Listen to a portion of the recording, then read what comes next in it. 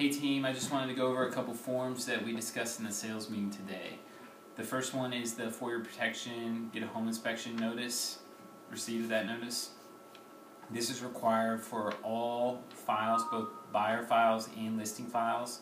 Of course, you always want to recommend to your buyer that they get a home inspection, and really urge, even if it's new construction, you should still urge them to get a home inspection. But this is required for all files, even new construction. Now, as far as listing, when you're the listing agent and you request this from the buyer, you should request it early on, like after you get an accepted contract and we send the counter and are getting the SRPD back and the all-inclusive disclosure back. You should also request that they send you a copy of their for your protection notice. This way you know if the buyer plans on getting a home inspection.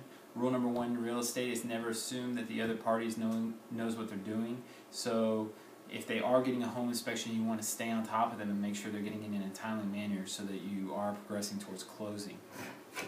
Now, if you are representing the seller and they do get a home inspection, you want to request a copy of that home inspection.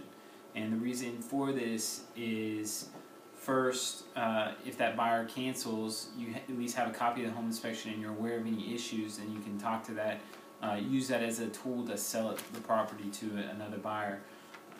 Also, you want to, if you get a home inspection on a property, whether you're the buyer's agent or whether you're a listing agent on a property that gets a home inspection, you always want to request this buyer's response to home inspection.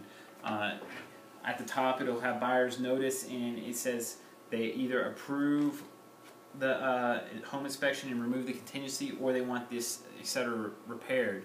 And so that's very crucial and puts everything in writing so that there is no miscommunication or discrepancies later on. So that's why, even as a listing agent, if there's a home inspection getting completed on the property, you always want to request this buyer's response so that you know, so that contingency is removed and they can't come back and cancel for it later.